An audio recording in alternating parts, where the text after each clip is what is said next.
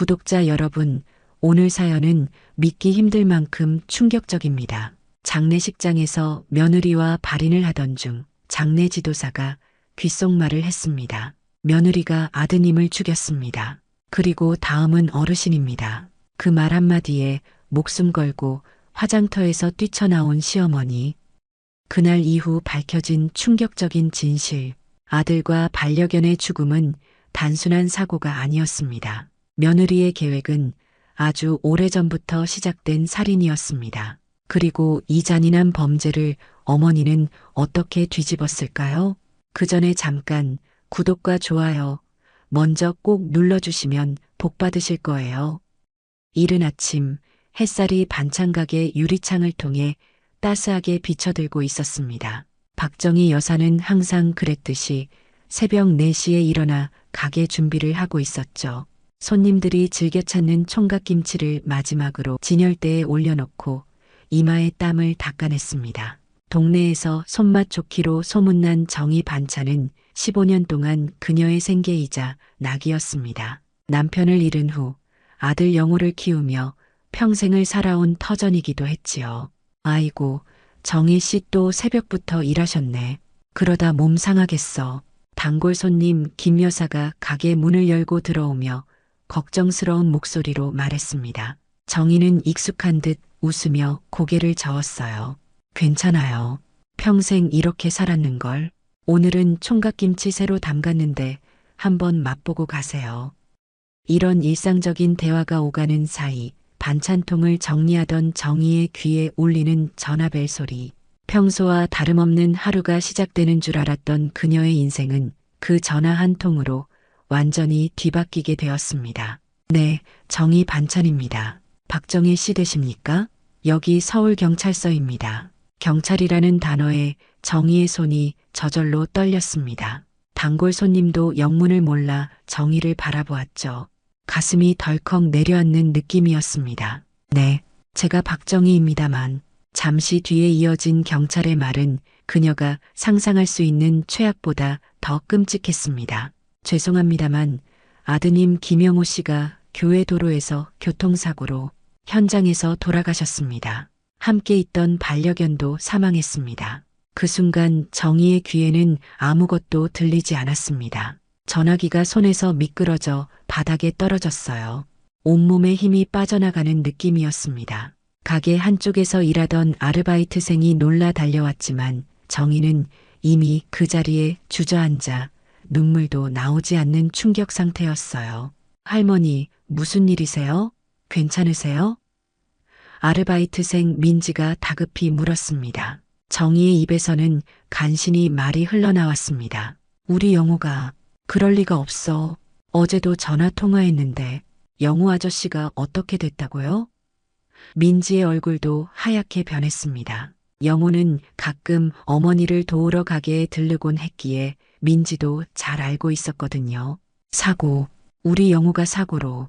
정희의 말은 곧 울음으로 바뀌었습니다. 민지가 재빨리 움직여 가게 문을 닫고 손님들께 사정을 설명했습니다.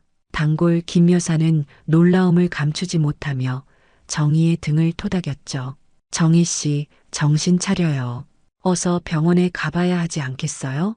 그러나 정희는 어떤 말도 들리지 않는 듯 했습니다. 그저 자신의 무릎을 부여잡고 앞뒤로 몸을 흔들며 중얼거릴 뿐이었어요. 몽실이도, 우리 몽실이도 갔대. 영호랑 같이. 몽실이는 반려견이었습니다. 남편이 세상을 떠난 후 외로운 정희에게 남편이 선물했던 마지막 선물이자 위안이었죠. 영호는 늘 어머니를 위해 몽실이를 데리고 와 정희의 무릎을 따뜻하게 해주었습니다. 그리고 그 몽실이마저 이제는 없다는 사실이 정희의 가슴을 더욱 아프게 찔렀어요. 동네 이웃들의 도움으로 정희는 장례식장으로 향했습니다. 차 안에서 정희의 머릿속은 온통 혼란스러웠어요. 한 달 전 영호가 들른 날의 기억이 선명하게 떠올랐습니다. 항상 그랬듯 엄마를 위해 과일을 한 아름 들고 와서는 몽실이를 데리고 와 정희의 무릎을 따뜻하게 해주었죠. 엄마, 요즘도 무릎이 아프세요? 영호가 걱정스럽게 물었던 기억이 떠올랐습니다. 괜찮아. 이제 좀 나아졌어. 정희가 대답했죠. 그래도 미영이가 좋은 영양제 보내드릴게요. 자주 못 찾아뵈서 미안해요. 영호의 목소리가 여전히 귓가에 맴도는 듯 했습니다. 몽실이가 정희의 무릎에 안겨 따뜻한 온기를 전해주던 그 감촉이 아직도 생생했습니다. 영호는 항상 몽실이를 데리고 와 어머니를 위로했죠. 엄마, 몽실이가 엄마 보고 싶어 했어요. 며칠만 두고 갈게요. 이제 그 목소리가 들리지 않는다는 사실이 받아들여지지 않았습니다. 정희는 차창 밖으로 흐르는 풍경을 보며 눈물을 훔쳤습니다. 서울 도심의 번잡한 거리가 지나가고 장례식장이 가까워질수록 그녀의 심장은 더욱 무겁게 내려앉았어요. 장례식장에 도착하자 그녀를 기다리고 있던 건 며느리 미영이었어요. 서미영은 5년 전 영호와 결혼한 여성으로 대학에서 심리학을 전공했다고 했습니다. 항상 단정하고 교양 있는 모습으로 정희에게 좋은 인상을 주었죠. 어머니, 미영은 정희를 보자마자 울먹이며 다가왔습니다. 하지만 어딘가 어색함이 느껴졌죠. 그녀의 눈에는 눈물이 고여 있었지만 그 눈물이 진심인지 의심스러울 정도로 감정이 담겨 있지 않은 듯 했습니다. 정희는 슬픔에 짓눌려 그저 며느리를 안아줄 뿐이었습니다. 미영의 품에 안겨 정희는 다시 한번 흐느꼈습니다. 우리 영호가 어쩌다가. 정희의 목소리가 떨렸습니다. 차 브레이크가 고장났대요. 내리막길에서 몽실이랑 같이. 미영의 설명은 담담했습니다. 너무 담담해서 오히려 이상할 정도였죠. 하지만 정희는 그때 그 점을 눈치채지 못했습니다. 그저 슬픔의 표현 방식이 다르다고 생각했을 뿐이죠. 장례식장 안으로 들어서자 영호의 영정사진이 검은 리본으로 둘러싸여 있었습니다. 미소 짓는 아들의 얼굴을 보는 순간 정희는 다시 한번 주저앉을 뻔했어요. 다행히 옆에 있던 미영이 부축해 주었습니다. 조금만 더 힘내세요, 어머니. 미영이 말했습니다. 그녀의 목소리는 위로보다는 마치 의무감에서 나오는 듯 했어요. 장례식은 고요하게 진행되었습니다. 영호의 직장 동료들과 친구들이 찾아와 조문하고 정희의 오랜 이웃들도 위로의 말을 전했어요. 정희 씨, 너무 마음 아파요. 우리 영호가 이렇게 갑자기 가다니. 동네 친구 강 여사가 정희의 손을 꼭 잡고 말했습니다. 영호 씨는 정말 좋은 동료였습니다. 항상 책임감 있고 성실했어요. 영호의 회사 상사가 정중히 인사하며 말했습니다. 그 중에는 영호의 대학 동기 성준도 있었습니다. 현재는 장례 지도사로 일한다는 그는 전문가다운 침착함으로 장례 절차를 도왔죠. 어머님, 제가 김성준입니다. 영호 형과 대학 때부터 친했어요. 성준이 정중히 인사했습니다. 정희는 흐릿한 눈으로 성준을 바라보았습니다. 아, 성준이. 영호가 자주 얘기했어. 고맙구나. 이렇게 와줘서. 영호 형이 이렇게 갑자기 가실 줄은 정말 믿기지 않습니다. 성준의 눈가에는 진심 어린 슬픔이 묻어났습니다. 그는 잠시 망설이더니 조심스럽게 물었어요. 사고가 어떻게 난 건지 자세히 들으셨나요? 미영이 재빨리 끼어들었습니다. 경찰에서 브레이크 고장이라고 했어요. 내리막길에서 제어가 안 되어 가드레일을 들이받았대요. 성준은 미영을 잠시 쳐다보더니 고개를 끄덕였습니다. 그의 눈빛에는 무언가 의심스러운 기색이 스쳤지만 정희는 그것을 알아차리지 못했습니다. 장례 이틀째, 조문객이 모두 돌아간 늦은 시간이었어요. 정희는 영호의 영정사진 앞에 앉아 꼼짝도 않고 아들의 얼굴을 바라보고 있었습니다. 초점 없는 눈으로 사진을 응시하며 아들과의 마지막 통화 내용을 떠올렸어요. 엄마, 이번 주말에 몽실이랑 같이 갈게요. 산책하기 좋은 곳을 찾았거든요. 그게 마지막 통화였다는 사실이 믿기지 않았습니다. 정희는 손수건으로 눈물을 닦으며 중얼거렸습니다. 영호야, 엄마한테 한마디 말도 못하고 가다니. 그때 미영이 휴대폰을 들고 나가는 모습이 눈에 들어왔어요. 밖으로 나가더니 누군가와 통화하는 모습이었죠. 정희는 별 생각 없이 지켜보았습니다. 미영이 장례식장 복도 끝으로 걸어가며 통화하는 모습이 눈에 들어왔어요. 미영의 얼굴은 통화하는 내내 평온했어요. 아니, 어쩌면 약간의 미소마저 띄고 있었던 것 같았습니다. 한참 이야기를 나누더니 갑자기 목소리를 낮추어 주위를 살폈습니다. 그리고 다시 통화에 집중했죠. 정희는 순간 뭔가 이상하다는 느낌을 받았지만 곧 젊은 애가 감정 추스르기 힘들지라고 생각했을 뿐이었죠. 그때만 해도 그녀는 아무것도 의심하지 않았습니다. 밤이 깊어졌지만 정희는 잠을 이룰 수 없었습니다. 장례식장 옆 작은 방에 누워 천장만 바라보고 있었어요. 문득 미영이 통화하던 모습이 다시 떠올랐습니다. 평소 미영은 감정 표현이 적은 편이었지만 남편을 잃은 상황에서도 저렇게 침착할 수 있다는 것이 이제 와서 생각해보니 조금 이상했어요. 아니야. 미영이도 힘들겠지. 사람마다 슬픔을 표현하는 방식이 다른 거야. 정희는 스스로를 타일렀습니다. 그렇게 뒤척이다 새벽녘에야 겨우 잠이 들었습니다. 꿈속에서는 영호와 몽실이가 즐겁게 뛰어놀고 있었어요. 정희는 멀리서 그들을 지켜보며 미소 짓고 있었습니다. 그때 갑자기 거대한 어둠이 그들을 삼켜버렸고 정희는 놀라 잠에서 깼습니다. 악몽이었구나. 정희는 심장이 쿵쾅거리는 것을 느끼며 천천히 일어났습니다. 발인 날 아침 모든 절차가 끝나고 화장터로 향하기 직전이었어요. 정희는 영호의 마지막 길을 배웅하기 위해 마음을 가다듬고 있었습니다. 미영은 사무적으로 절차를 처리하느라 바빴고 다른 친척들은 각자의 방식으로 슬픔을 달래고 있었죠. 그때 성준이 급하게 정희에게 다가왔어요. 그의 표정이 심상치 않았습니다. 어머님, 잠시만요. 성준의 목소리는 평소보다 훨씬 낮고 긴박했습니다. 왜 그러니? 정희는 의아한 눈으로 성준을 바라보았습니다. 성준은 주위를 살피더니 정희의 귀에 입을 가까이 댔어요. 지금 도망치세요. 뭐? 정희는 눈을 크게 뜨며 되물었습니다. 너무 뜬금없는 말에 그녀는 성준이 제대로 된 정신 상태인지 의심스러웠습니다. 제발 소리 낮추세요. 말씀드릴 중요한 일이 있어요. 성준은 정희의 팔을 살짝 잡아 끌며 장례식장 뒤편 한적한 곳으로 이동했어요. 그의 얼굴은 긴장으로 굳어 있었습니다. 무슨 일이 있는 거니? 정희는 불안한 마음으로 물었습니다. 성준은 깊게 숨을 들이쉬었다가 내뱉고 말했습니다. 어젯밤 늦게 화장터에서 서류 확인하러 왔다가 미영 씨가 통화하는 걸 들었습니다. 정희의 심장이 빠르게 뛰기 시작했습니다. 무언가 끔찍한 일이 일어나고 있다는 예감이 들었어요. 아드님 차 브레이크 일부러 고장냈대요.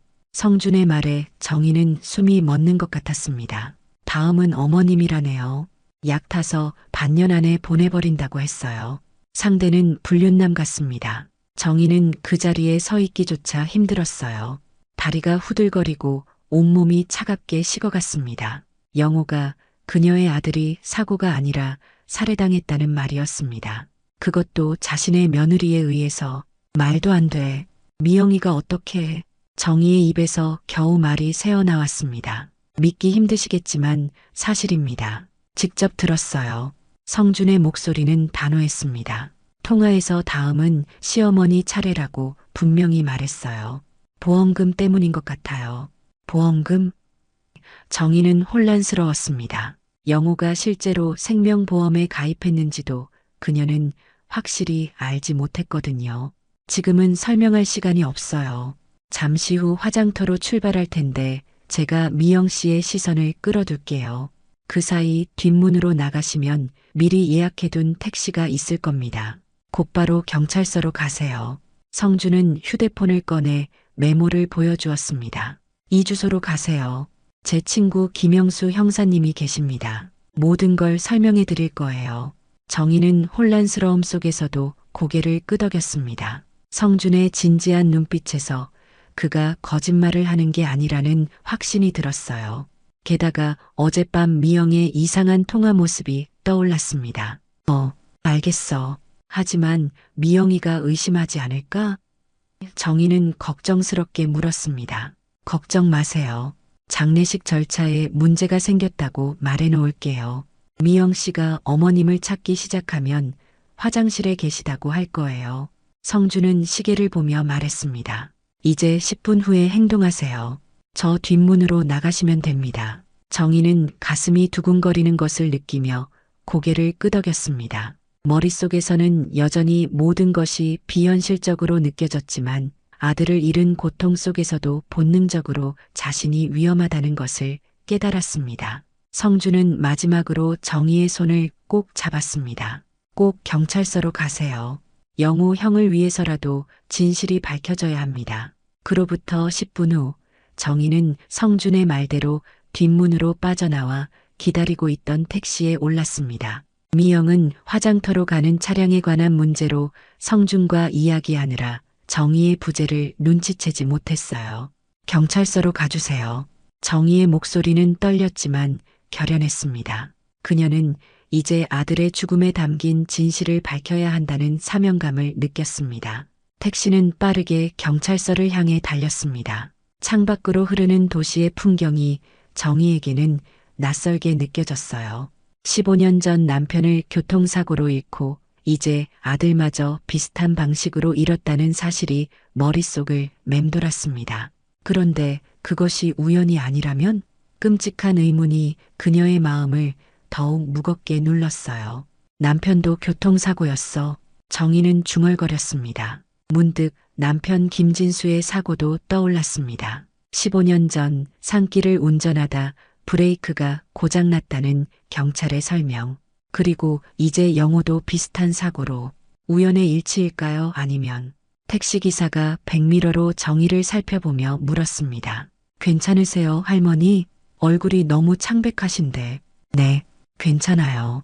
정희는 고개를 저었지만 머릿속은 혼란스러운 생각들로 가득 찼습니다. 미영이 영호와 만난 것은 남편의 사망 후 1년쯤 지났을 때였습니다. 영호가 직장 동료의 소개로 만났다고 했죠. 미영은 항상 공손하고 배려심 있는 며느리였습니다. 처음에는 조금 냉정한 면이 있다고 느꼈지만 정희는 그것이 그저 미영의 성격이라고 생각했어요. 그런데 지금 생각해보니 미영은 정말로 영호의 아내가 되기 위해 의도적으로 접근한 것일까요? 경찰서에 도착한 정희는 떨리는 다리로 안으로 들어갔습니다. 담당 경찰관에게 자초지종을 설명하는 과정은 쉽지 않았어요.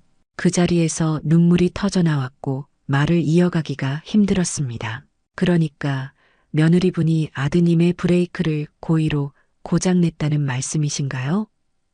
A 경찰관은 의아한 표정이었습니다. 네, 장례 지도사가 그런 통화를 들었다고. 정희의 말은 또다시 눈물에 섞여 끊겼습니다. 제 아들이 살해당했다고요.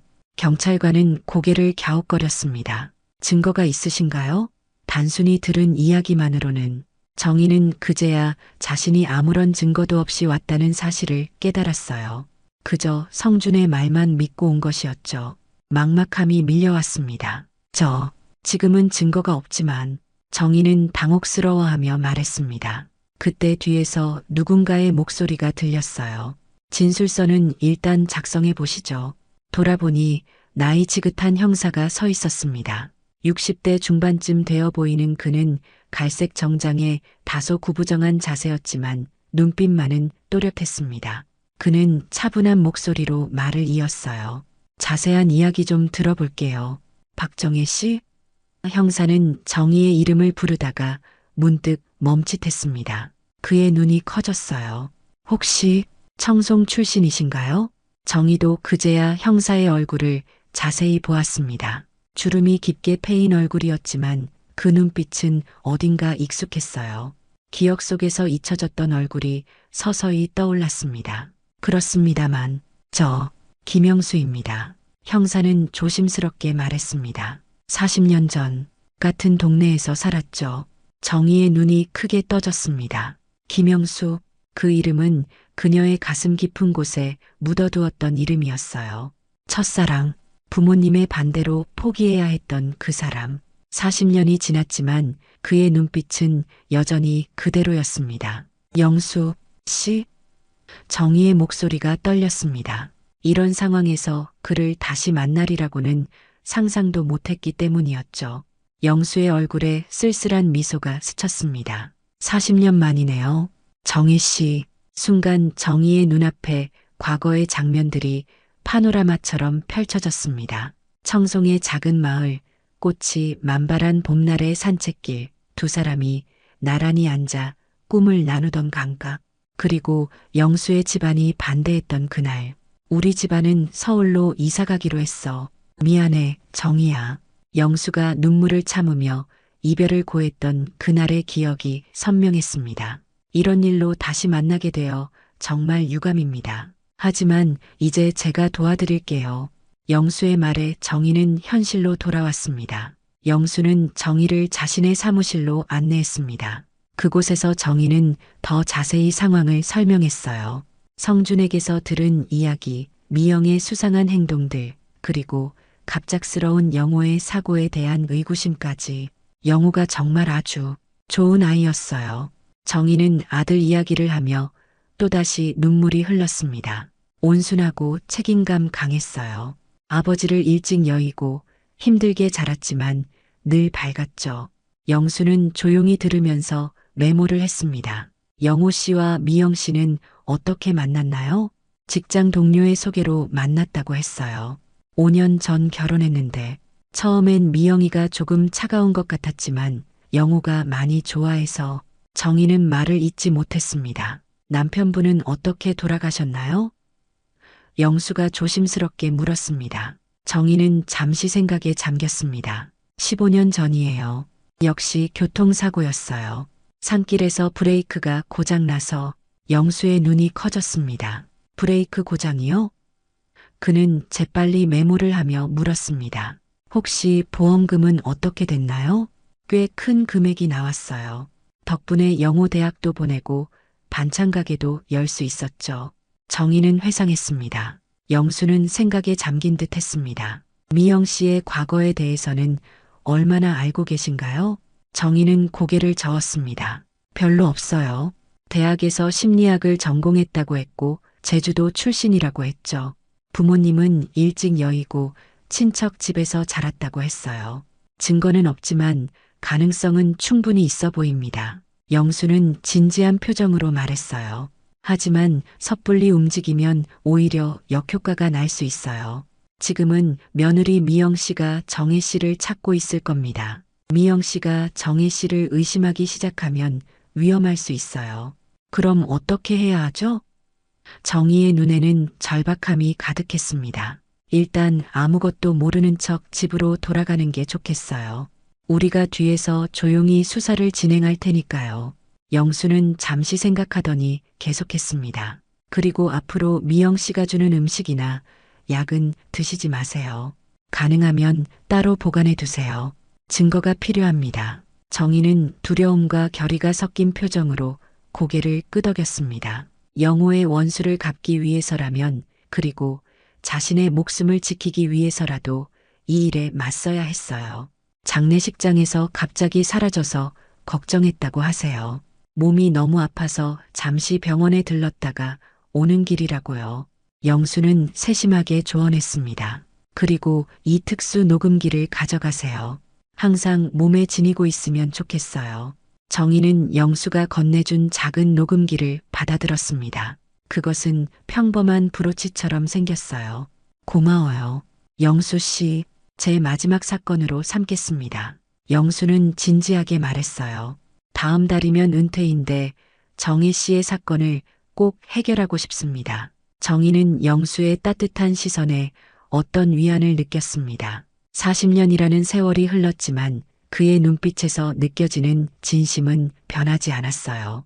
그녀는 문득 물었습니다. 영수 씨는 결혼하셨어요? 영수의 표정이 잠시 어두워졌습니다. 했었죠. 아내는 10년 전 암으로 떠났어요. 자식은 없고요. 미안해요. 정희는 진심으로 말했습니다. 인생이란 참 예측할 수 없는 것 같아요. 영수가 쓴웃음을 지었습니다. 자, 이제 가시죠. 제가 경찰차로 모셔다 드릴게요. 하지만 집 근처에서는 내려드리겠습니다. 미영 씨가 의심할 수 있으니까요. 장례식장으로 돌아온 정희는 예상대로 미영의 걱정스러운 질문을 받았습니다. 어머니, 어디 계셨어요? 다들 걱정했다고요. 화장도 끝났는데. 미안해. 갑자기 어지러워서 잠시 근처 병원에 들렀다 왔어. 정희는 영수의 조언대로 대답했습니다. 그녀는 미영의 눈빛을 유심히 관찰했습니다. 미영의 눈빛이 일순간 날카로워졌다가 이내 다시 걱정스러운 표정으로 바뀌었습니다. 많이 힘드시죠? 이제 집에 가서 쉬세요. 제가 모시고 있을게요. 정희는 미영의 말에 고개를 끄덕였습니다. 이제 그녀의 모든 행동과 말에 의심의 눈길을 거두지 않게 되었어요. 아들을 죽인 살인자와 한 집에 있어야 한다는 생각에 등골이 오싹했지만 진실을 밝히기 위해서는 강해져야 했습니다. 화장이 끝나고 영호의 유골함을 받아든 정희의 눈에서는 뜨거운 눈물이 흘러내렸습니다. 그녀는 마음속으로 다짐했습니다. 영호야, 엄마가 꼭 진실을 밝힐게. 내 원수를 갚을게. 집으로 돌아오는 차 안에서 정희는 창밖을 바라보며 생각에 잠겼습니다. 이제 아들도 남편도 몽실이도 모두 떠나버렸어요. 그리고 그녀의 곁에는 아들을 죽인 살인자가 있다는 사실, 너무나 끔찍한 현실이었습니다. 어머니, 저희 집에서 지내시는 게 어떨까요? 미영이 조심스럽게 제안했습니다. 혼자 계시면 더 힘드실 것 같아서요. 정희는 순간 몸이 굳었습니다. 미영의 집에서 지낸다는 것은 더 큰 위험에 노출되는 것을 의미했어요. 아니, 내 집이 편해. 내 물건들도 있고. 그럼 제가 어머니 댁에서 며칠 같이 지낼게요. 혼자 두면 마음이 안 놓여요. 미영의 목소리는 진심으로 걱정하는 듯 했지만 정희는 이제 그 진심을 의심했습니다. 그러면 고맙겠구나. 정희는 미영을 경계하는 마음을 숨기며 대답했습니다. 집에 도착한 두 사람 사이에는 묘한 긴장감이 흘렀습니다. 겉으로는 서로를 위로하는 시어머니와 며느리였지만 그 안에는 살인자와 희생자 가족이라는 무거운 진실이 숨겨져 있었죠. 미영은 정희에게 지극정성으로 음식을 챙겨주고 집안일을 도맡아 했습니다. 마치 완벽한 며느리인 것처럼 행동했어요. 어머니, 이 약 좀 드세요. 정신 안정에 좋대요. 미영은 정성스레 약을 내밀었어요. 정희는 내색하지 않고 약을 받았습니다. 고마워, 미영아. 하지만 그녀는 미영이 보지 않는 순간 약을 티슈에 싸서 몰래 보관했어요. 나중에 증거로 쓰기 위해서였죠. 밤이 깊어질수록 정희는 더욱 불안했습니다. 자신의 방 문을 단단히 잠그고 의자를 문 손잡이에 기대어 놓았어요. 만약 미영이 밤중에 들어오려 한다면 소리가 날 테니까요. 침대에 누워 천장을 바라보며 정희는 영호의 얼굴을 떠올렸습니다. 어린 시절 영호의 모습, 학창 시절의 영호, 그리고 직장인이 되어 자랑스럽게 첫 월급을 내밀던 영호까지 모든 순간이 그녀에게는 소중한 보물이었어요. 왜 이런 일이 우리 가족에게 일어난 걸까? 정희는 그저 이해할 수 없었습니다. 그날 밤 정희는 영수에게 몰래 전화를 걸었습니다. 영수 씨, 미영이가 준 약을 가져왔어요. 검사해 볼 수 있을까요? 네, 내일 아침 일찍 수거하러 가겠습니다. 경찰차는 안 보내고 제가 사복 차림으로 갈게요. 영수의 목소리에는 진지함이 묻어났습니다. 혹시 다른 이상한 점은 없었나요? 미영이가 너무 과하게 친절해요. 평소보다 더. 정희가 말했습니다. 조심하세요. 아무것도 드시거나 마시지 마세요. 영수가 당부했습니다. 다음 날 아침 영수는 약속대로 정희의 집을 방문했습니다. 미영은 마침 시장에 나간 상태였어요. 정희는 급히 영수를 안으로 맞이했습니다. 이게 어제 미영이가 준 약이에요. 정희는 티슈에 쌓인 약을 건넸습니다. 그리고 이건 제가 마시던 차에서 발견한 이상한 가루예요. 영수는 그것들을 증거 봉투에 조심스럽게 담았습니다. 곧 분석 결과가 나올 겁니다. 혹시 다른 이상한 점은 없었나요? 미영이가 제 보험 서류를 찾아보는 걸 발견했어요. 정희의 목소리가 떨렸습니다. 서랍장을 뒤지고 있더라고요. 영수의 표정이 굳어졌습니다. 보험금 수익자를 확인하려는 거겠죠. 혹시 아드님 보험은 어떻게 되어 있나요? 제가 수익자로 되어 있었어요. 하지만 확인해 볼 필요가 있겠네요. 정희는 생각에 잠겼습니다. 제가 보험회사에 문의해 보겠습니다. 아, 그리고 영수는 주머니에서 작은 기기를 꺼냈어요. 이건 몰래카메라입니다. 거실과 주방에 설치하면 좋겠어요. 정희는 조심스럽게 카메라를 받았습니다. 알겠어요. 미영이 없을 때 설치할게요. 영수가 떠난 후 정희는 약속대로 집안에 몰래카메라를 설치했습니다. 그리고 기다렸어요. 증거가 모이기를, 진실이 밝혀지기를. 장례식 이후 며칠이 지났습니다. 미영은 변함없이 정희를 살뜰히 챙겼고 정희는 매일 밤 마음을 졸이며 잠을 청했습니다. 그러던 어느 날 초인종 소리가 들렸어요. 누구세요? 미영이 현관문을 향해 걸어갔습니다. 안녕하세요, 김성준입니다. 성준의 목소리가 들렸어요. 미영의 표정이 잠시 굳었지만 곧 반갑게 맞이했습니다. 아, 성준 씨, 어서 오세요. 성준은 정중하게 인사하며 들어왔습니다. 어머님께 인사드리러 왔습니다. 괜찮으신지 걱정되어서요. 정희는 성준을 반갑게 맞이했습니다. 그의 방문이 단순한 위로가 아님을 알고 있었죠. 어서 와, 성준아. 차 한잔 할래? 세 사람은 거실에 앉아 차를 마시며 이야기를 나눴습니다. 미영은 예의 바르게 대화에 참여했지만 성준이 정희와 단둘이 대화하려는 시도에 눈에 띄게 불편해했어요.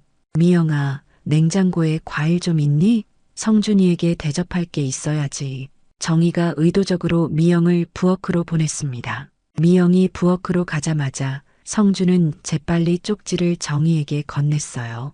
제 번호예요. 언제든 연락 주세요. 중요한 정보가 있습니다. 정희는 고개를 끄덕이며 쪽지를 치마 주머니에 숨겼습니다. 그때 미영이 과일을 들고 돌아왔어요. 어머니, 사과 깎아드릴게요. 미영이 상냥하게 말했습니다. 성준은 미영의 행동을 유심히 관찰하며 자연스럽게 대화를 이어갔습니다. 영호 형과 대학 다닐 때가 생각나네요. 형은 항상 어머님 이야기를 많이 했어요. 그랬니? 정희의 눈가에 눈물이 맺혔습니다. 네, 항상 우리 어머니는 세상에서 제일 강한 사람이라고 자랑했어요. 성준의 말에 정희는 쓸쓸하게 웃었습니다. 미영은 묘하게 불편한 표정이었지만 이내 미소를 지으며 말했습니다. 그래요. 영호 오빠는 정말 효자였어요. 대화가 이어지는 동안 정희는 성준이 미영을 관찰하는 것을 알아차렸습니다. 미영 역시 경계하는 듯한 모습이었어요. 성준이 떠난 후 정희는 재빨리 화장실로 가서 성준의 쪽지를 확인했습니다. 내일 오후 2시 동네 카페에서 만나요. 중요한 정보가 있습니다. 다음 날 오후 정희는 미영에게 친구를 만나러 간다고 거짓말을 하고 집을 나섰습니다. 그녀의 가슴은 두근거렸어요. 이제 거짓말도 자연스럽게 할 수 있게 된 자신이 낯설게 느껴졌습니다. 약속한 카페에서 성준을 만난 정희는 긴장된 목소리로 물었습니다. 무슨 중요한 정보가 있다는 거니? 성준은 주위를 살피더니 목소리를 낮췄습니다. 몽실이가 착용하던 GPS 추적 장치를 입수했습니다. 몽실이의 GPS? 정희는 놀라움을 감추지 못했습니다. 네, 영호 형이 몽실이를 너무 아끼셔서 GPS 목걸이를 달아주셨거든요. 언제든 찾을 수 있게요. 성준은 태블릿을 꺼내 보여주었어요. 이게 사고 당일 영호 형과 몽실이의 이동 경로입니다. 정희는 화면을 자세히 들여다보았습니다. 빨간 선으로 표시된 경로가 한눈에 들어왔어요. 그런데 이건 성준은 다른 화면을 띄웠습니다. 10년 전 아버님 사고 당시의 경로입니다. 경찰 기록을 확인했어요. 정희의 숨이 멎는 것 같았습니다. 두 경로가 너무나 유사했어요. 같은 산길, 비슷한 커브 구간, 심지어 사고 지점까지도 거의 일치했습니다. 이건 말도 안 돼. 정희의 손이 떨렸습니다. 15년 전 남편의 사고와 이번 영호의 사고가 연결된다는 것. 그것은 미영이 단순히 영호를 살해한 것이 아니라 처음부터 계획적으로 접근했다는 것을 의미했습니다. 미영 씨가 우연히 영호 형을 만난 게 아닌 것 같습니다. 성준의 목소리가 낮아졌어요. 아버님 사고 후 1년도 안 돼서 영호 형에게 접근했어요. 계획적이었던 거죠. 정희의 눈에서 뜨거운 눈물이 흘러내렸습니다. 남편의 죽음도 사고가 아니었다는 뜻이었습니다. 15년 동안 그녀는 살인자와 한 식구로 지내왔던 거였어요. 왜 이런 짓을? 정희는 말을 잇지 못했습니다. 돈입니다. 성준은 단호하게 말했어요. 아버님과 영호 형 모두 고액의 생명보험에 가입되어 있었죠.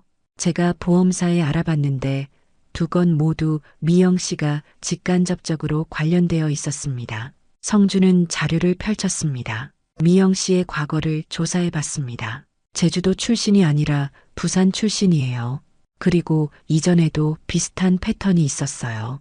첫 번째 남편도 사고로 사망했습니다. 정희는 그 자리에 주저앉고 말았습니다. 너무 큰 충격이었어요. 그녀의 인생 전체가 거짓 위에 세워져 있었다는 사실이 믿기지 않았습니다. 어떻게 이런 일이? 정희는 말을 잇지 못했습니다. 성준은 정희의 손을 꼭 잡았습니다. 어머님, 힘내세요. 아직 끝나지 않았어요. 이제 우리가 정희를 찾아야 합니다. 카페에서 나와 정희와 성준은 영수를 만나기 위해 경찰서로 향했습니다. 도중에 정희는 갑자기 멈춰 섰어요.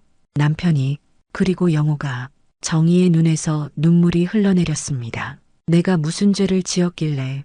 성준은 정희의 어깨를 가만히 토닥였습니다. 어머님의 잘못이 아니에요. 미영이라는 악마가 저지른 일입니다. 정희는 눈물을 닦으며 고개를 끄덕였습니다. 슬픔에 잠길 시간이 아니었습니다. 이제는 진실을 밝히고 정의를 실현할 때였어요. 경찰서에 도착한 두 사람은 영수의 사무실로 안내되었습니다. 영수는 그들을 기다리고 있었어요. 검사 결과가 나왔습니다. 영수가 자료를 보여주었습니다. 정희 씨가 주신 약과 차에서 수면제와 비소 성분이 검출됐습니다. 소량이지만 계속 복용하면 치명적일 수 있어요. 정희의 얼굴이 하얗게 변했습니다. 정말로 나를 독살하려고 했구나. 그리고 보험 관련 정보도 확인했습니다. 영수는 계속해서 말했어요. 영호 씨의 보험금 수익자가 2개월 전에 정희 씨에서 미영 씨로 변경됐더군요. 미영 씨 명의로 된 다른 보험 청구 내역도 조사 중입니다. 이제 어떻게 해야 하죠? 정희가 물었습니다. 영수와 성준은 서로 눈빛을 교환했습니다. 함정을 파야 합니다. 영수가 말했어요. 미영 씨를 현행범으로 체포해야 해요. 어떤 함정인데요? 정희는 불안한 목소리로 물었습니다. 정희 씨가 직접 미영 씨를 자극해야 합니다. 영수가 설명했습니다. 보험 수익자를 다시 변경하려 한다고 말씀하세요. 그러면 미영 씨가 더 급하게 행동할 거예요. 너무 위험하지 않을까요? 성준이 걱정스럽게 끼어들었습니다. 우리가 모든 준비를 할 겁니다. 영수가 단호하게 말했어요. 이미 정희 씨 집에 감시 카메라를 설치했고 언제든 출동할 준비가 되어 있어요. 그리고 영수는 작은 병을 꺼냈습니다. 이건 위약입니다. 미영 씨가 준 약 대신 이걸 복용하는 척 하세요. 정희는 결심한 듯 고개를 끄덕였습니다. 알겠어요. 해볼게요. 그날 저녁 정희와 성준 그리고 영수는 비밀리에 만나 미영을 함정에 빠뜨릴 계획을 세웠어요. 세 사람은 비밀리에 만나 미영을 함정에 빠뜨릴 계획을 세웠어요. 이제 충분한 정황 증거가 있습니다. 영수가 말했습니다. 하지만 직접적인 증거가 필요해요. 미영 씨가 실제로 정희 씨를 해치려는 행동을 하는 장면을 포착해야 합니다. 어떻게 하면 되죠? 정희는 결연한 목소리로 물었습니다. 아들과 남편의 원수를 갚기 위해서라면 어떤 위험도 감수할 각오가 되어 있었어요. 보험금 수익자 이야기를 꺼내세요. 영수가 제안했습니다. 건강이 좋아져서 보험 수익자를 다시 변경하겠다고요. 그러면 미영 씨가 당황할 겁니다. 성준이 고개를 끄덕였습니다. 맞아요. 미영은 지금 영호 형의 보험금과 어머님의 보험금까지 노리고 있을 거예요. 수익자가 바뀐다면 급해질 수밖에 없죠. 영수는 정희의 손을 잡았습니다. 위험한 일인 건 알지만 꼭 필요한 과정입니다. 저희가 항상 감시하고 있을 거예요. 정희는 단호하게 고개를 끄덕였습니다. 영호와 진수를 위해서라도 해야겠어요. 다음 날 아침 정희는 식탁에서 미영과 마주 앉았습니다. 가슴이 두근거렸지만 그녀는 침착함을 유지했어요. 미영아, 내가 요즘 생각해 봤는데 내 어머니? 미영은 미소를 지으며 대답했습니다. 내 건강이 많이 좋아진 것 같아. 그래서 보험 수익자를 다시 생각해 보려고 해. 정희는 미영의 표정 변화를 주시했습니다. 예상대로 미영의 얼굴이 순간 굳어졌어요. 눈빛이 날카로워지고 입술이 살짝 떨렸습니다. 갑자기 왜 그런 생각을? 영호도 이제 없고 혼자 남게 됐으니 내 재산 문제도 정리하고 싶어서. 정희는 태연하게 말을 이었습니다. 내일 보험사에 전화해 볼 생각이야. 미영의 눈에 순간 당혹감이 스쳤다가 이내 평정을 되찾았습니다. 어머니가 원하시는 대로 하세요. 제가 도와드릴 일이 있을까요? 아니, 괜찮아. 내가 직접 할게. 정희는 미소 지었습니다. 그리고 일부러 약간 기침을 했어요. 요즘 좀 피곤한 것 같아. 나이 들면 이것저것 아프니. 미영의 눈이 번쩍 빛났습니다. 어머니, 많이 아프세요? 제가 따뜻한 차를 준비할게요. 고마워. 정희는 미영의 등 뒤에서 작은 미소를 지었습니다. 미영이 차를 준비하러 간 사이 정희는 작은 리모컨으로 몰래 카메라가 작동하는지 확인했어요. 그날 저녁 미영은 평소보다 더 정성껏 차를 준비했습니다. 어머니, 이 차가 숙면에 좋대요. 요즘 잠 못 주무신다고 하셔서 특별히 준비했어요. 정희는 차를 받아들었습니다. 고마워. 그리고 미영이 자리를 비운 사이 그녀는 차의 일부를 몰래 작은 병에 담았어요. 증거로 사용하기 위해서였죠.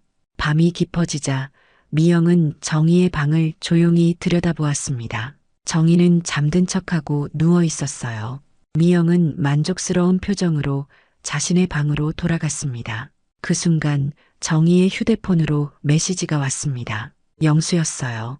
분석 결과 나왔습니다. 강력한 수면제와 독성 물질이 검출됐어요. 내일 아침 일찍 출동하겠습니다. 정희는 마음을 단단히 먹었습니다. 내일이면 모든 것이 끝날 것이었어요. 아들과 남편의 원수를 갚을 수 있을 것이었습니다. 잠을 이루지 못하고 뒤척이던 정희는 문득 서랍을 열어 오래된 사진첩을 꺼냈습니다. 영호의 어린 시절 사진, 남편과 함께 찍은 사진들, 행복했던 시간들이 고스란히 담겨 있었어요.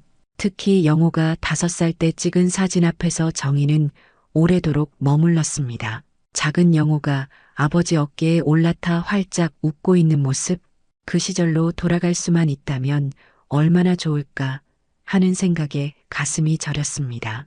영호야, 내 아빠도 다 그 여자 때문이었구나.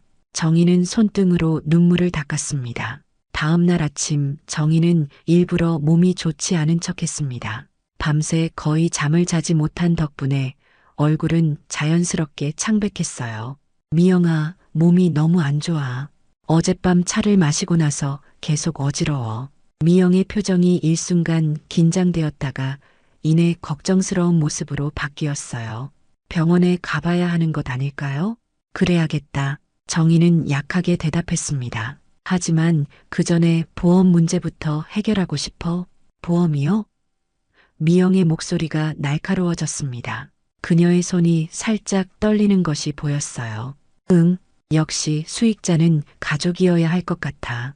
내가 없어도 우리 영호가 남긴 재산은 잘 관리되어야 하니까. 정희는 일부러 말을 흐렸습니다. 미영의 얼굴이 확연히 굳어졌어요. 그녀는 잠시 생각하더니 부엌으로 향했습니다. 차 한 잔 더 드릴게요. 진정되실 거예요. 그 순간 거실의 몰래 카메라가 모든 것을 담고 있었습니다. 미영이 주방에서 차에 하얀 가루를 넣는 모습, 그것을 완전히 녹이기 위해 열심히 저어 푸는 모습까지. 차를 들고 돌아온 미영의 얼굴에는 이상한 미소가 떠올라 있었어요. 어머니, 여기 있어요. 이거 드시면 좀 나아질 거예요. 정희는 떨리는 손으로 차를 받았습니다. 그녀는 탁자 위에 그것을 올려두고 미영을 바라보았어요. 미영아, 너 그 순간 현관문이 열리고 경찰들이 들이닥쳤습니다. 영수와 성준도 함께였어요. 서미영 씨 살인미수 혐의로 체포합니다. 미영의 얼굴이 핏기를 잃고 하얗게 변했습니다. 무슨 소리예요? 증거는 충분합니다. 영수가 차갑게 말했어요. 김영호 씨의 사망 사건과 박정희 씨에 대한 살인미수, 그리고 10년 전 박정희 씨의 남편 사망 건까지 재조사할 겁니다. 미영은 순간 도망치려 했지만 이미 경찰들이 그녀를 포위하고 있었습니다. 그녀는 갑자기 탁자 위에 차를 집어 정희에게 던지려 했지만 성준이 재빨리 그녀의 팔을 붙잡았어요. 야비한 짓은 그만두세요. 성준의 목소리는 차가웠습니다. 미영은 격렬하게 저항하며 소리쳤습니다. 이게 무슨 짓이에요? 난 아무것도 안 했다고요. 이 늙은이가 날 모함하는 거예요. 경찰들이 미영의 팔을 붙잡고 수갑을 채웠습니다. 체포되는 순간에도 그녀는 정의를 노려보았어요. 그 눈빛에는 증오와 분노가 가득했습니다. 어머니, 젠장, 날 키운 친척들처럼 당신도 그냥 조용히 죽었어야 했는데. 미영의 도끼 어린 말에 모두가 충격을 받았습니다. 친척들도? 정희는 더 큰 충격에 말문이 막혔습니다. 영수가 미영에게 다가가 차갑게 말했습니다. 말할 권리가 있습니다. 하지만 지금 하는 말은 모두 법정에서 불리하게 작용할 수 있으니 주의하세요. 미영은 비웃으며 말했습니다. 난 이미 끝났어. 그렇지만 당신들도 날 막지 못했잖아. 영호는 죽었고 그의 아버지도 보험금도 다 받았어. 이미 반은 이긴 거야. 그녀의 냉혹한 고백에 정희는 주저앉고 말았습니다. 성준이 재빨리 다가와 정희를 부축했어요. 어머님 괜찮으세요? 성준이 걱정스럽게 물었습니다. 정희는 천천히 고개를 들어 미영을 바라보았습니다. 그녀의 눈에는 이제 슬픔보다 결연함이 깃들어 있었어요. 내가 뭐라고 하든 우리 영호와 진수는 이제 편히 쉴 수 있을 거야. 그게 중요해. 미영이 경찰차에 실려 떠난 후 성준은 정희의 곁에 앉았습니다. 이제 좀 마음이 편해지셨나요? 정희는 고개를 저었습니다. 아니, 오히려 더 아파. 우리 영호가, 그리고 남편이 이런 여자 때문에. 성준은 조용히 정희의 손을 잡아주었습니다. 영호 형도 이제 편히 쉬실 수 있을 거예요. 영수가 다가와 정희의 어깨에 살며시 손을 얹었습니다. 이제 끝났습니다. 정희 씨. 미영은 다시는 해를 끼칠 수 없어요. 정희는 고개를 들어 영수를 바라보았습니다. 고마워요, 영수 씨. 당신이 아니었다면 제 임무였을 뿐입니다. 영수가 겸손하게 대답했지만 그의 눈빛에는 특별한 따뜻함이 담겨 있었습니다. 그날 밤 정희는 오랜만에 깊은 잠에 들었습니다. 비록 아들과 남편을 되돌릴 수는 없었지만 적어도 그들의 원수를 갚았다는 작은 위안이 있었어요. 다음 날 정희는 집 청소를 하며 미영의 흔적을 지우고 있었습니다. 서랍장을 정리하던 중 낯선 서류 봉투를 발견했어요. 열어보니 놀랍게도 미영의 이전 결혼 관련 서류와 사진들이 있었습니다. 이게 뭐지? 정희는 사진을 하나하나 살펴보았습니다. 사진 속에는 미영과 다른 남자가 있었습니다. 그리고 남자의 장례식 사진도 있었어요. 봉투 안에는 보험금 지급 증서도 들어 있었죠. 정희는 즉시 영수에게 전화를 걸었습니다. 영수 씨, 중요한 증거를 찾았어요.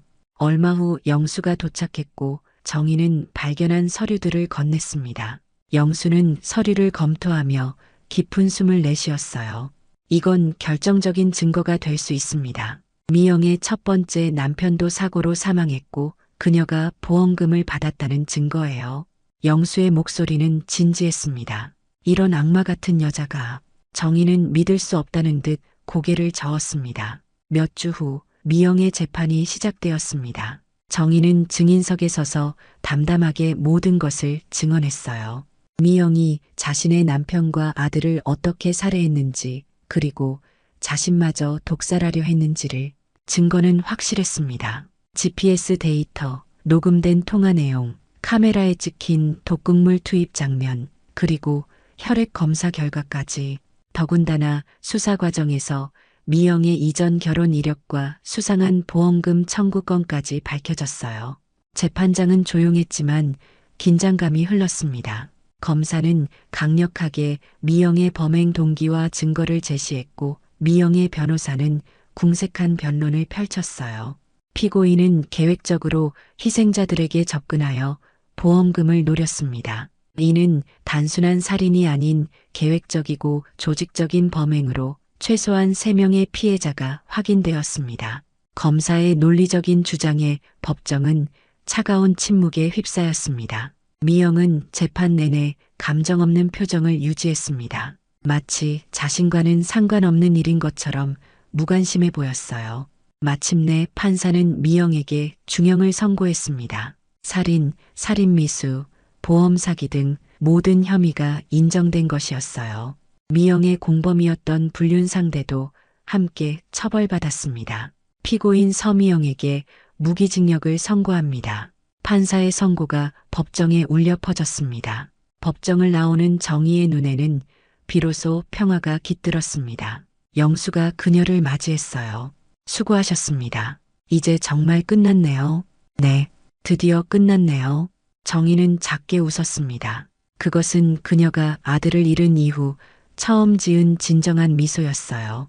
법원 계단을 내려가던 정의는 문득 하늘을 올려다보았습니다. 맑은 가을 하늘이 펼쳐져 있었어요. 우리 영호야, 아빠야. 이제 편히 쉬세요. 정의의 작은 중얼거림이 바람에 실려 날아갔습니다. 영수는 조심스럽게 정의의 곁으로 다가왔습니다. 혹시 정의가 고개를 돌려 영수를 바라보았습니다. 네, 내일 시간 되시면 같이 차라도 한잔 하실래요? 옛날 이야기도 하고.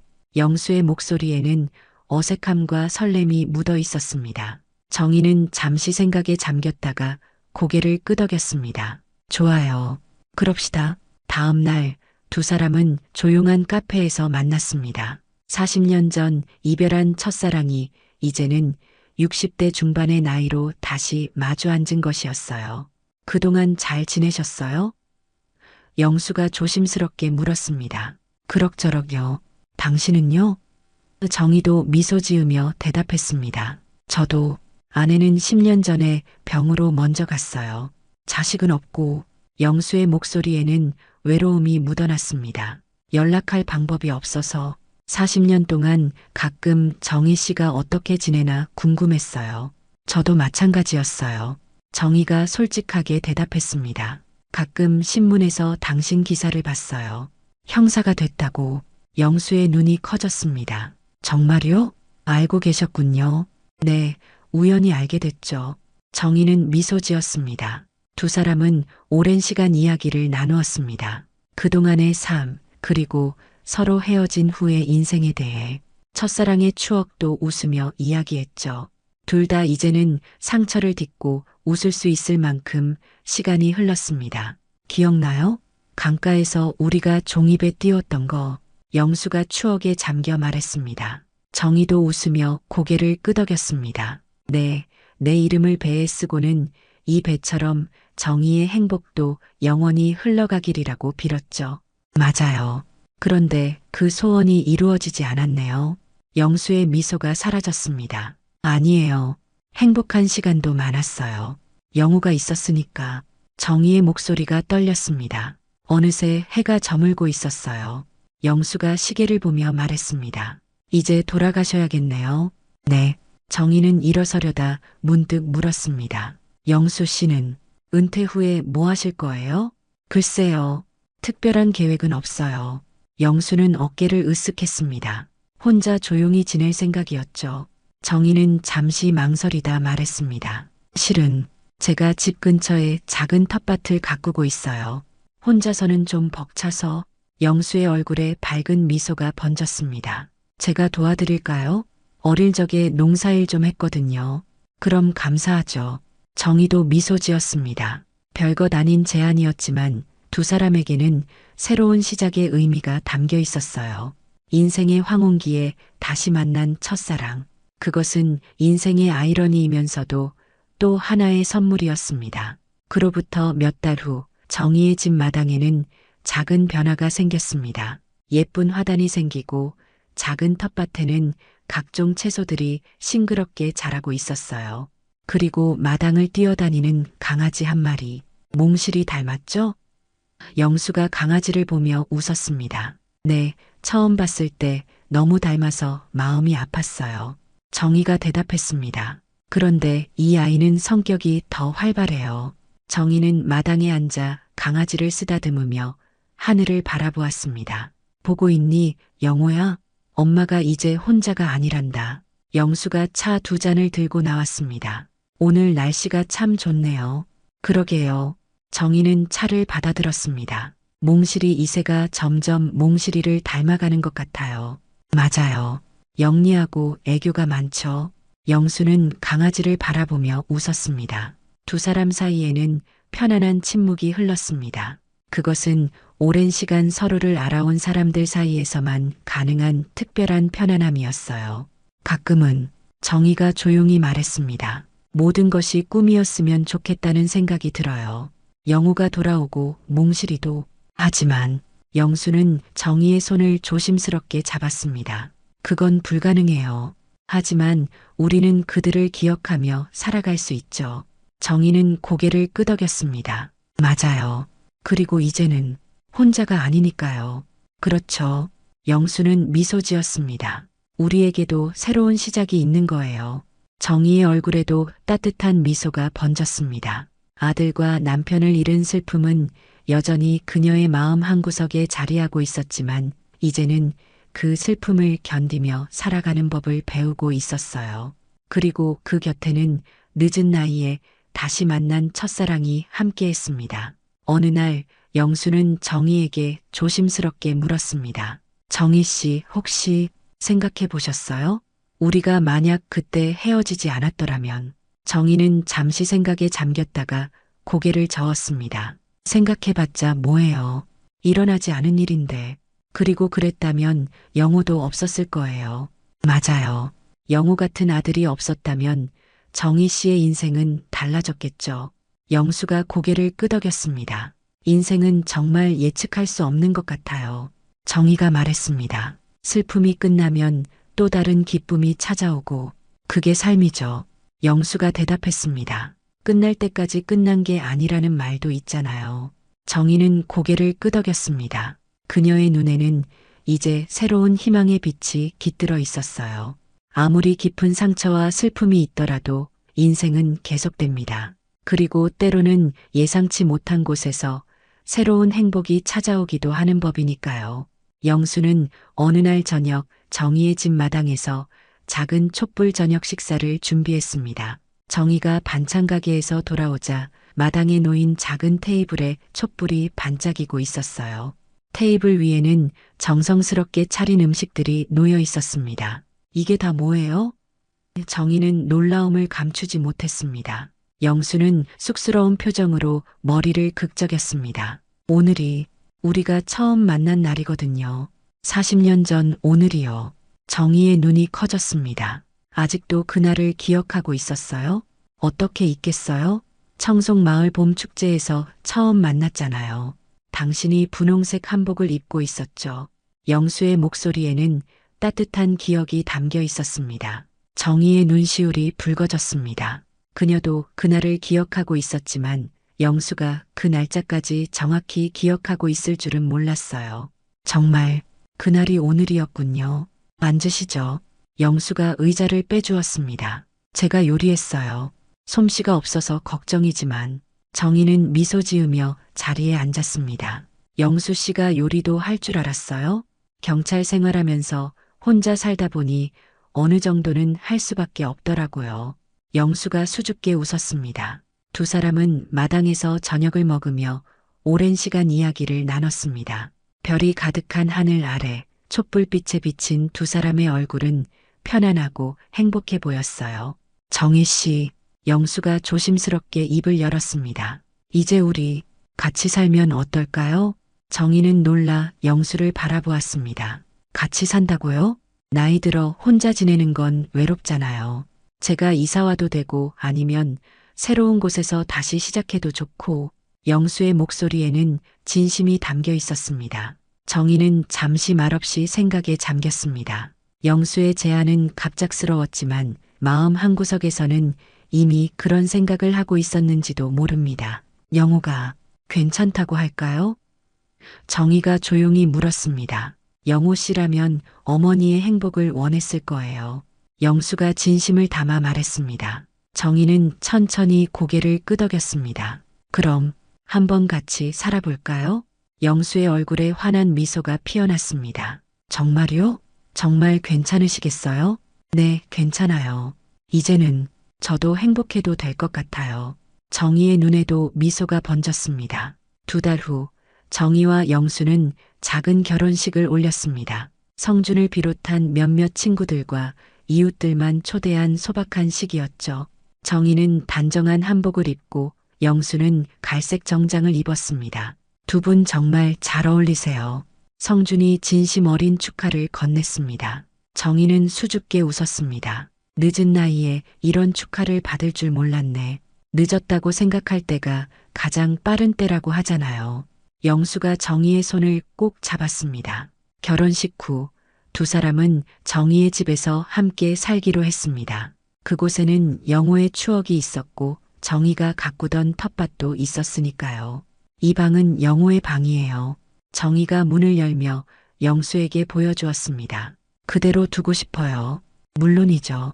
영수는 이해한다는 듯 고개를 끄덕였습니다. 영호 씨의 공간은 그대로 보존해요. 2사람의 일상은 평화로웠습니다. 아침에는 함께 텃밭을 가꾸고 정희는 여전히 반찬 가게를 운영했으며 은퇴한 영수는 집안일을 도왔습니다. 몽실이 이새는 늘 2사람 주변을 뛰어다니며 활기를 더했죠. 어느 날 정희는 영호의 방을 정리하다가 오래된 일기장을 발견했습니다. 호기심에 펼쳐보니 영호가 미영을 처음 만났을 때의 기록이었어요. 미영 씨를 소개받았다. 처음에는 조금 차가워 보였지만 이상하게 끌린다. 엄마가 좋아할까? 엄마는 늘 내 행복만 바라셨으니까. 정희의 눈에서 눈물이 흘러내렸습니다. 영호는 끝까지 어머니를 생각했던 거였어요. 영수가 방에 들어와 정희를 발견하고 걱정스럽게 물었습니다. 괜찮아요? 정희는 일기장을 보여주며 말했습니다. 우리 영호가 항상 저를 생각했나 봐요. 영수는 정희의 곁에 앉아 그녀의 어깨를 감싸 안았습니다. 좋은 아들이었어요. 네, 정말 좋은 아들이었어요. 정희는 눈물을 닦으며 미소 지었습니다. 1년이 지난 어느 날 정희와 영수는 영호와 남편의 묘소를 찾았습니다. 그들은 조용히 묘 앞에 꽃을 놓고 기도했어요. 영호야, 엄마 이제 많이 괜찮아. 정희가 영호의 사진을 어루만지며 말했습니다. 영수 아저씨가 잘 챙겨주고 있어. 너도 아빠도 이제 편히 쉬어. 영수는 묘비 앞에 고개를 숙였습니다. 영호 씨, 걱정 마세요. 제가 어머님을 끝까지 잘 모시겠습니다. 묘소를 나오며 정희는 문득 하늘을 올려다보았습니다. 맑은 가을 하늘에 새들이 자유롭게 날고 있었어요. 인생이란 참 이상해요. 정희가 말했습니다. 한순간에는 모든 것이 끝난 것 같다가도 또 다른 순간에는 새로운 시작이 찾아오네요. 그래서 우리는 포기하지 않고 살아가는 거겠죠. 영수가 정희의 손을 잡았습니다. 집으로 돌아오는 길, 2사람은 마을 공원을 지나갔습니다. 그곳에서는 노인들을 위한 작은 음악회가 열리고 있었어요. 정희와 영수는 발걸음을 멈추고 음악을 들었습니다. 춤추실래요? 영수가 손을 내밀었습니다. 정희는 잠시 망설이다가 웃으며 영수의 손을 잡았습니다. 부끄러워요. 괜찮아요. 우리뿐만 아니라 다른 분들도 다 춤추고 계시잖아요. 영수가 미소 지었습니다. 2사람은 공원에서 천천히 춤을 추었습니다. 주변의 다른 노부부들도 음악에 맞춰 움직이고 있었어요.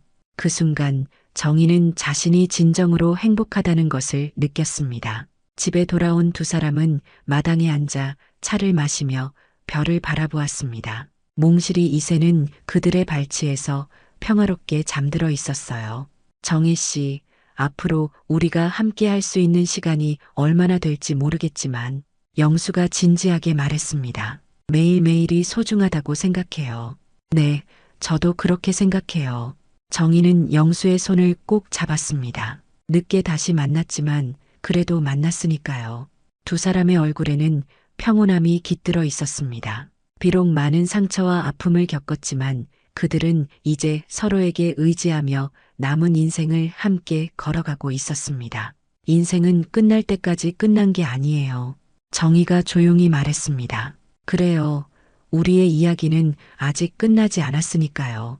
영수가 미소 지으며 대답했습니다. 마당의 작은 등불이 바람에 살랑거리며 두 사람의 얼굴을 부드럽게 비추었습니다. 그들의 이야기는 슬픔에서 시작되었지만 희망과 새로운 사랑으로 이어지고 있었습니다. 아무리 어두운 밤이라도 결국은 아침이 오듯이 인생의 겨울 끝에도 언제나 봄은 찾아오는 법입니다. 정희는 영수의 어깨에 머리를 기대며 눈을 감았습니다.